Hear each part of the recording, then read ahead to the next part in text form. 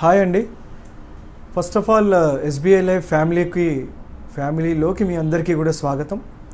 మీ అందరూ ఇప్పుడు IC38 examination గురించి మీ అందరూ కూడా ప్రిపరేషన్లో ఉన్నారని భావిస్తున్నాను.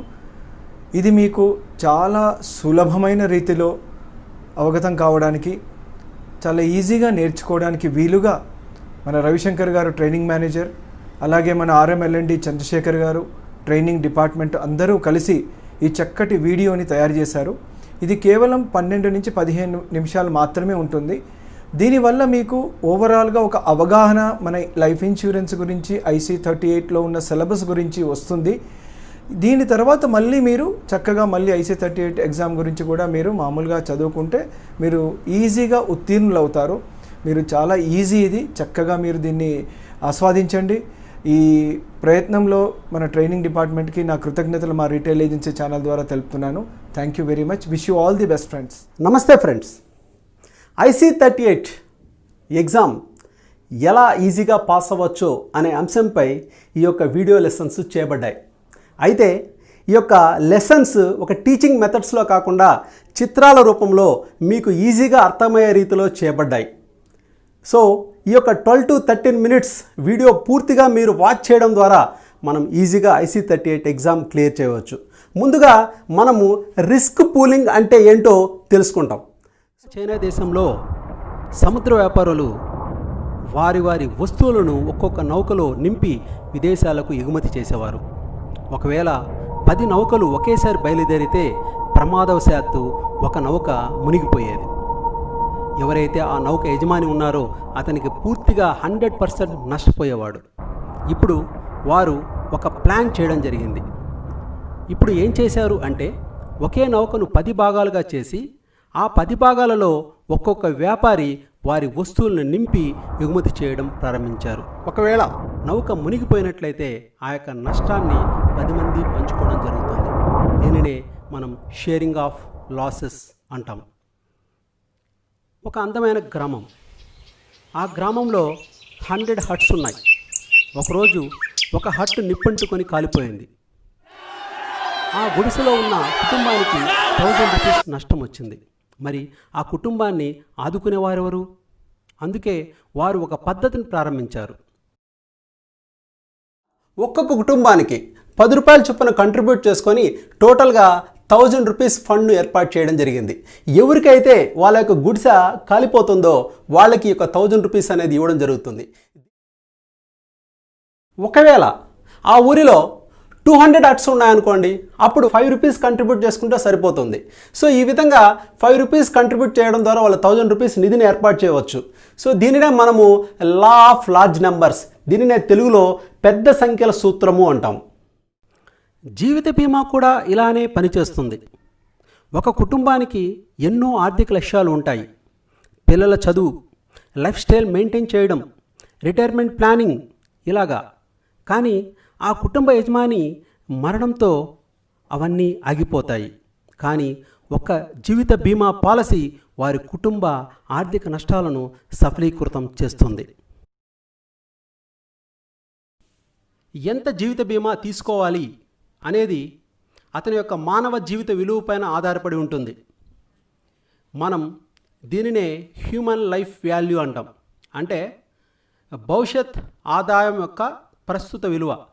దీనిని ప్రొఫెసర్ హ్యూబ్నర్ అనే ఆర్థికవేత్త కనుగొన్నాడు. పాలసీదారుల మొత్తం సంఖ్యను రిస్క్ పూలింగ్ అంటాం. బీమా కవరేజీ మొత్తాన్నే సమ్ అష్యూర్డ్ లేదా హామీ చేయబడ్డ మొత్తం అంటాం. ఒక పాలసీదారుడు బీమా ఖరీదు చేసేందుకు చెల్లించే సొమ్మును ప్రీమియం అంటాం. అసెట్ అంటే ఆస్తి. ఏదైతే స్వంత ఆర్థిక విలువను కలిగి ఉంటుందో దానిని ఆస్తి అంటాం. ఆస్తులు 2 రకాలు: tangible assets, intangible assets. Risk management techniques, risk నిర్వహణ పద్ధతులు. మొదటిగా రిస్క్ అవాయిడెన్స్, రిస్క్ ఎగవేత. ఒక వ్యక్తికి కుక్కలంటే భయం. అతని ఇంటి ముందు కుక్కలు కుమికూడి ఉండడం వల్ల అతను తలుపు వేసుకొని ఇంటి లోపలే ఉండిపోయాడు. ఇది రిస్క్ అవాయిడెన్స్కి ఉదాహరణ. హెల్మెట్ వాడడం, సీట్ బెల్ట్ పెట్టుకోవడం, ట్రాఫిక్ రూల్స్ పాటించడం వంటివి రిస్క్ రిడక్షన్కి ఉదాహరణ. మనకు కలిగే రిస్క్ కన్నా మనం ఖరీదు చేసే ఇన్సూరెన్స్ ఎక్కువైనప్పుడు రిస్క్ రిటెన్షన్ వర్తిస్తుంది. రిస్క్ ఫైనాన్సింగ్ అనగా మనకు రిస్క్ను ఎదుర్కొనే సామర్థ్యం ఉంటే దీనిని రిస్క్ ఫైనాన్సింగ్ అనవచ్చు. ప్రతి మనిషి జీవితంలో 3 రకాలైన రిస్కులు ఉంటాయి: డెత్, డిసీజ్ అండ్ డిసేబిలిటీ. దీనిని మనం లైఫ్ ఇన్సూరెన్స్ కొనడం ద్వారా ఇటువంటి రిస్కులను మనం ట్రాన్స్ఫర్ చేసి మన యొక్క ఆర్థిక విలువను కాపాడుకోవచ్చు. ఇన్సూరెన్స్ ఇవి 3 రకాలు: జీవిత బీమా, సాధారణ బీమా అండ్ పునర్బీమా. జీవిత బీమాను మనం లైఫ్ ఇన్సూరెన్స్ అంటాం. దీనినే మనం వాల్యూ కాంట్రాక్ట్ అంటాం. ఎందుకంటే టోటల్ టర్మ్ మొత్తము ఒకే రకమైన బీమా కవరేజ్ ఉంటుంది. మన కాలపరిమితిలో మనకు ఎప్పుడు రిస్క్ జరిగినా ఒకే రకమైన విలువ అనేది ఇవ్వబడుతుంది. ఇది మానవ జీవిత విలువ అనే సూత్రంపై పనిచేస్తుంది. ఇది ఇన్సూరర్ అండ్ ఇన్సూర్డ్ మధ్య జరిగే కాంట్రాక్ట్. మనకు ఇందులో 2 రకాలైనటువంటి పాలసీలు మనకు కనిపిస్తాయి: traditional insurance plans and variable insurance plans.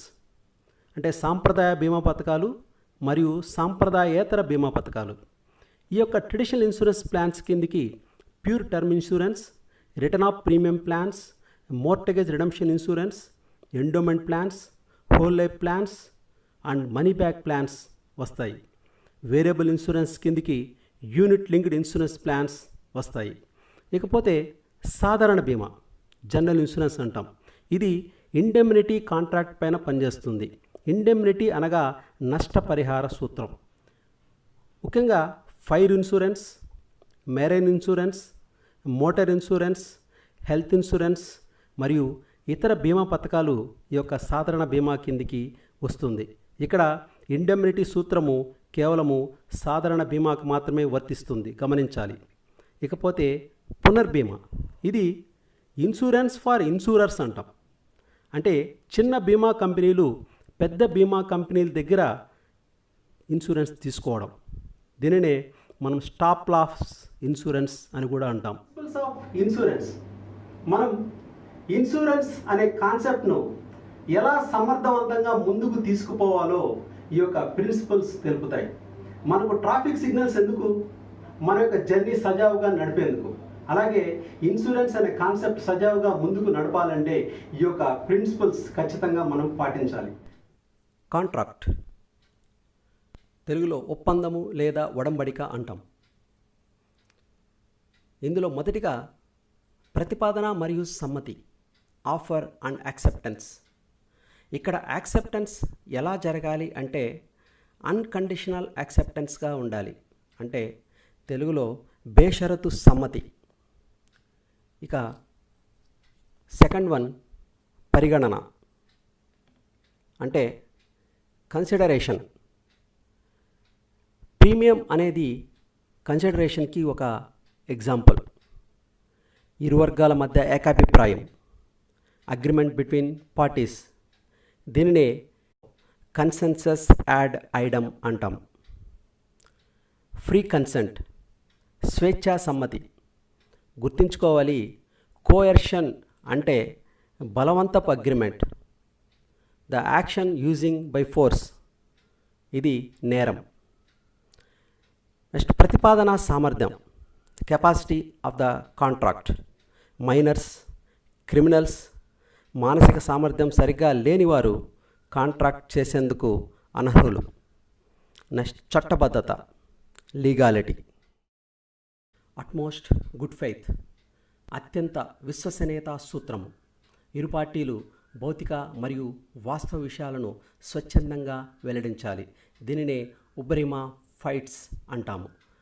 ఇక్కడ మనకు పాలసీని మంజూరు చేసే అండర్ రైటర్కు ఈ మెటీరియల్ ఫ్యాక్ట్స్ చాలా ముఖ్యము. వీటిలో ఏజ్, జెండర్, అడ్రస్, వృత్తి, కుటుంబ చరిత్ర, ఆరోగ్య చరిత్ర, హ్యాబిట్స్ వీటిని వెల్లడించాలి.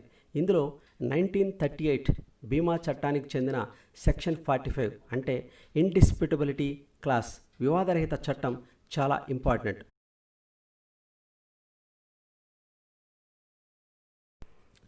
(1938) బీమా చట్టంలోని ముఖ్యమైన సెక్షన్స్. ఇందులో మొదటిగా సెక్షన్ 38. దీనినే మనం అసైన్మెంట్ అంటాం, అంటే తనఖా మరియు అప్పగించుట. ఈ అసైన్మెంట్స్ 2 రకాలు, absolute assignment and conditional assignment. ఇకపోతే సెక్షన్ 39 నామినేషన్ తెలుపుతుంది, అంటే మన తదనంతరము మన పాలసీకి సంబంధించిన సొమ్ము ఎవరికి చెందాలో అనేది సెక్షన్ 39 తెలుపుతుంది. ఇకపోతే సెక్షన్ 41 ఏజెంట్ యొక్క కమిషన్ గురించి తెలుపుతుంది. గుర్తుంచుకోండి, ఏజెంట్ కమిషన్లో రిబేటింగ్ ఇవ్వడం నిషిద్ధం. ఇకపోతే సెక్షన్ 42 ఏజెంట్ యొక్క నియామకం గురించి తెలుపుతుంది. ఇందులో సెక్షన్ 45 ఇండిస్ప్యూటబిలిటీ క్లాస్ చాలా ఇంపార్టెంట్. గ్రీవెన్సెస్ రెడ్రెసల్ సెల్స్ వినియోగదారుల సమస్యల పరిష్కారానికి మనకు ముఖ్యంగా 3 రకాలైనటువంటి మార్గాలు ఉన్నాయి. అందులో మొట్టమొదటిది అంబుడ్స్మెన్. మనకు ఇన్సూరర్ నుండి సమస్య వచ్చినప్పుడు మొట్టమొదటిగా మీట్ అవ్వాల్సిన సంస్థ అంబుడ్స్మెన్. ఇది 20 లక్షల లోపల ఉండే క్లెయిమ్లను స్వీకరిస్తుంది. మనకు పాలసీపై అవార్డుని 30 నుంచి 90 రోజుల లోపల ప్రకటిస్తుంది.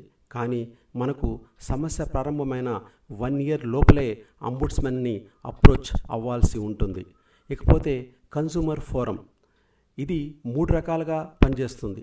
జిల్లా స్థాయి వరకు 20 లక్షల లోపల, అండ్ రాష్ట్ర స్థాయి 20 లక్షల నుంచి 100 లక్షల వరకు, అండ్ నేషనల్ కమిషన్ 100 లక్షల పైగా సమస్యలను, ఫిర్యాదులని స్వీకరిస్తుంది.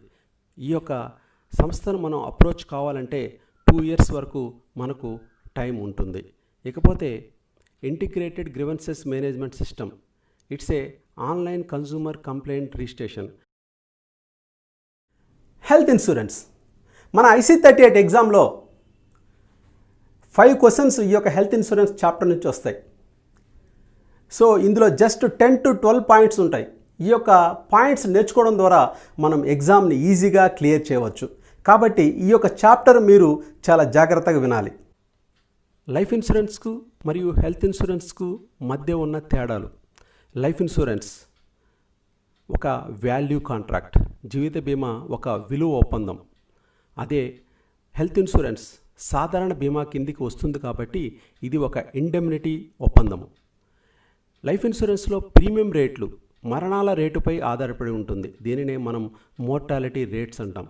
అదే ఆరోగ్య బీమాలో ప్రీమియం రేట్స్ మార్బిడిటీ రేట్స్పై ఆధారపడి ఉంటుంది. మార్బిడిటీ రేట్స్ అనగా అనారోగ్య రేటు. ఇకపోతే మనకు లైఫ్ ఇన్సూరెన్స్లో మనం పే చేసే ప్రీమియంపై ఏటీసీ, మనకొచ్చే క్లెయిమ్స్పై 1010D అనే ట్యాక్స్ సెక్షన్స్ని మనం అవైల్ చేసుకోవచ్చు. ఆరోగ్య బీమాలో 80D ద్వారా ట్యాక్స్ బెనిఫిట్ వస్తుంది. హెల్త్ ఇన్సూరెన్స్లో ఈ కింద తెలిపిన పాయింట్స్ చాలా ఇంపార్టెంట్. మొదటిగా TPA అంటే థర్డ్ పార్టీ అడ్మినిస్ట్రేటర్. ఇతను బీమా కంపెనీకి మరియు పాలసీదారునికి మధ్య సంధానకర్తగా వ్యవహరించి బీమా కంపెనీకి నెట్వర్క్ హాస్పిటల్స్ని జత చేస్తాడు. ఈ యొక్క నెట్వర్క్ హాస్పిటల్స్లో మనం ట్రీట్మెంట్ చేసుకుంటే మనకు నగదురహిత సౌకర్యం లభిస్తుంది. లేకపోతే సొమ్ము మన పాకెట్ నుంచి పే చేసి తర్వాత రీయింబర్స్మెంట్ చేసుకోవాలి. ఇకపోతే ఫ్యామిలీ ఫ్లోటర్. ఇందులో ముఖ్యంగా భార్యాభర్త, పిల్లలు, అమ్మా నాన్న, అత్తామామ. ఇక్కడ అత్తామామ అంటే పెటర్నల్ పేరెంట్స్, అంతేగాని మెటర్నల్ పేరెంట్స్ కాదు, అంటే మేనత్త మేనమామలు కాదు. ఇకపోతే మనకు day care centre. Day care centre అంటే ఇటీవల ఆరోగ్య రంగంలో వచ్చిన మార్పుల వల్ల చాలా రోగాలకి 24 గంటలు హాస్పిటల్లో ఉండాల్సిన అవసరం లేదు. For example lithotripsy, hernia treatment, cataract, ఇటువంటివి దాదాపు 200 పైగా రోగాలకి కేవలం డే టైంలోనే, అంటే 24 గంటల హాస్పిటల్లో స్టే చేయకుండానే మనం ట్రీట్మెంట్ చేసుకొని రావచ్చు. దీనికి కూడా ఆరోగ్య బీమా క్లెయిమ్ చెల్లిస్తుంది. ఇకపోతే నో క్లెయిమ్ బోనస్. నేను 2 ఇయర్స్ పాటు ప్రీమియం చెల్లించాను, కానీ ఎటువంటి క్లెయిమ్ని వాడుకోలేదు. ఆ పరిస్థితుల్లో బీమా కంపెనీ నాకు ప్రీమియంపై డిస్కౌంట్ ఇవ్వచ్చు, లేదా నా యొక్క ఆరోగ్య బీమా యొక్క పరిమితిని పెంచవచ్చు. ఇకపోతే పోర్టబిలిటీ. మనకు ఈ యొక్క పదం చాలా ఫెమిలియర్, ఎందుకంటే ఎయిర్టెల్ నుంచి వోడాఫోన్కి, వోడాఫోన్ నుంచి రిలయన్స్కి, సో ఈ విధంగా ఒక మొబైల్ కంపెనీ నుంచి ఇంకొక మొబైల్ కంపెనీకి మారే అవకాశాలని పోర్టబిలిటీ అంటాం. ఇది ఆరోగ్య బీమాకు కూడా వర్తిస్తుంది, కానీ జీవిత బీమాకు ఇది వర్తించదు. ఇకపోతే ఇదివరకే ఉన్న పరిస్థితులకు మనకు వెయిటింగ్ పీరియడ్ అప్లికేబుల్ అవుతుంది. దీనినే మనము ప్రీ ఎగ్జిస్టింగ్ కండిషన్స్ అంటాం. ఈ యొక్క ప్రీ ఎగ్జిస్టింగ్ కండిషన్స్పై వెయిటింగ్ పీరియడ్ మినిమం 3 months నుంచి 4 years వరకు అప్లికేబుల్ అవుతాయి.